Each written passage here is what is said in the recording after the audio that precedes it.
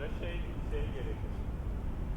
Sektörde iş yapan bir firma, yani daha başka bir ürün gamı vardır. Bunu da eklemişler sektör olarak. O tarz, ama bahsettiğim miktarlarda falan enteresan.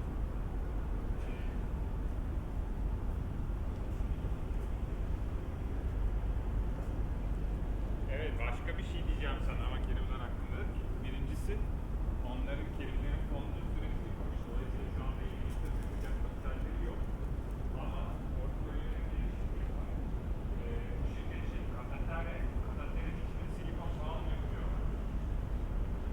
Katater takarlar ya, hastanede her türlü serum var. Onun içine bir silikon bağım yapıyormuş. Hayır, bu şey diyor, dünyadaki işte 5 tane büyük ülkeden biri yok. Yarısının daha çoğunun sahip olduğu ve şey diyor, kalem patladı diyor galiba satarlarında. Şey diyor, teknoloji.